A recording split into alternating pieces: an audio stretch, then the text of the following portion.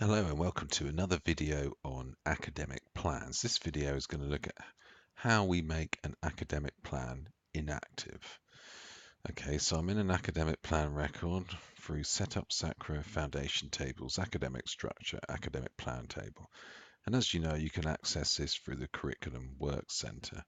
So let's say I've got this plan, BSc Honours Chemistry, and we want to stop recruiting to this plan because eventually we want to close it. And let's say we want to stop recruiting to it from next year, 1718. Okay, so 1718, that's the last year we want students being admitted, new students being admitted to the plan. So what we're going to do is we're going to add in a new row. Okay, and then what? No, we don't want to do that. Sorry, just having a little argument with myself. Okay, we've added a new row in. Now we want to make some changes. So the changes we need to make are down here to start with. Last prospect date. So this is the date, the last date that this plan will be included in the online inquiry form. So if you want to stop inquiries being made now because you don't want anybody else applying to it, then you could put today's date in. If it's going to be you want to stop those from, I don't know, the beginning of the next academic year, you put that date in. So you need to decide at what point you stop essentially advertising this plan. The last admit term is the other key field. So this is the last term, the last academic year that you will accept applications for. Okay, and it's not the year they can apply in. It's the last admit term. It's the last term that new students will start. So let's say the last term I want the student to start in is 3170, which is the academic year 1718. I'll put that in there.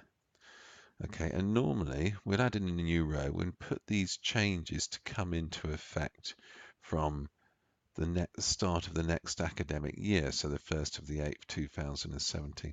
But actually, in this case, we really want these changes to come in now because we want people to be able to pick up, the system to pick up, and admissions to pick up that, look, we don't start taking any more applications for further years, 3180 or whatever. They need to know now, the system needs to know now, we can't accept any more applications for 3180 forwards, because obviously last midterm means they can apply for a place in 3170.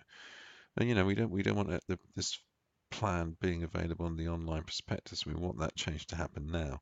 We can't put in a future effective date of 01/08/2017 because it's too late. So in this instance, we would put in a row that would happen now. Okay, so the other things that we can do or need to consider. Okay, we have inquiry subject areas. So these are the subject areas that's used for this particular plan when in the online inquiry form. So what we could also do here in our new row is get rid of that. Yeah, so now we know definitely not going in the form.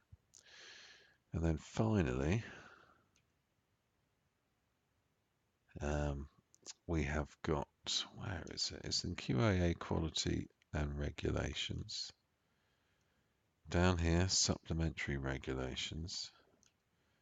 And where is it? Where is that? Is it in here? I don't even know what I'm looking for. Education aims. Is it located in here?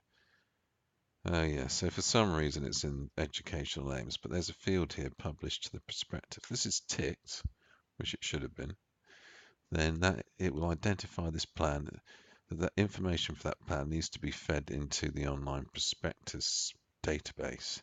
So obviously what we should do is when we don't want this plan to be included in the prospectus anymore, we could untick that box as well. So we know that's not going to go down to the prospectus. Okay, so we click OK for that. Now obviously we can't make this plan inactive yet. because as soon as it's inactive, nothing, students who are on it can't access anything, disaster. So we can't make it inactive until all the students have finished. Now, we could say, right, I know we've got students left. It's a 3-year plan. We've got students in the 2nd and 3rd year. So it's going to be a couple more years and they should have all finished.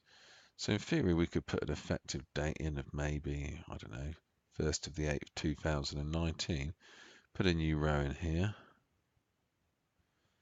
Yeah, I've got a new row. I'm going to put the 1st of the 8th, 2019 in.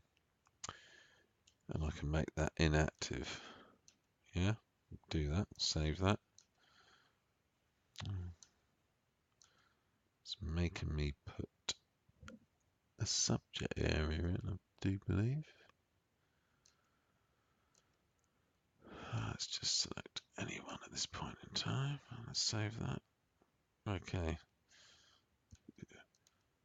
Okay, so we've made it inactive, but the problem with doing that is making it inactive right up for the future is, let's say I want to make some updates to the program spec for next year, 17-18. Okay. I can't make changes to this row because that's 2 years ahead, which means I need to go back to this row, which is the latest effective dated active row, and I need to update this, so I'm going to have to add in another row here, and then put 01/08 2017 in. Save. Blimey. I have to check whether this is going to be a constant issue or not. So we save that. It just means that you have to remember that when you go in to make changes for that following year, you've got this effective data row that's like 3 years away. You need to make sure that any changes you make, you're actually making to the current row. You're creating a new row off that row, rather than updating or adding a row to this, because it's not going to work and you're not necessarily going to be using the right data, if that makes sense. So if I add a new row here, let's just see if it will let me do it. So I've added a new row. There's my old 01/08/18. If I put in the current, let's put in the 28th of the 11th, 2016. Not going to let me do it. I can't insert a row after that 2018 row that's earlier than it. Doesn't work that way. Okay, so you can't do that. You have to remember, if you're going to add a new, now it's just going to get angry. Let's get rid of that. If you want to put in a new row in between this future effective data row where you've used to identify a plan as being inactive, you need to add it to, the last effective dated row, this one here. Yeah, and then you have to remember to keep doing that every time until you get to that future effective data row. So it can be done, but it's just something to remember. So that kind of covers making a plan inactive. Now the same rules also apply to academic program. So obviously if you're making the plan inactive and that's the only plan attached to the program, you also want to make the program inactive. But just remember, you can't make the program inactive until you've made all the child plans, all the plans that are attached to it inactive first. It won't allow you to do that. Yeah, so if you're going to make the plan and the program inactive, the plan's got to go first and then the program. Okay, and that's pretty much it.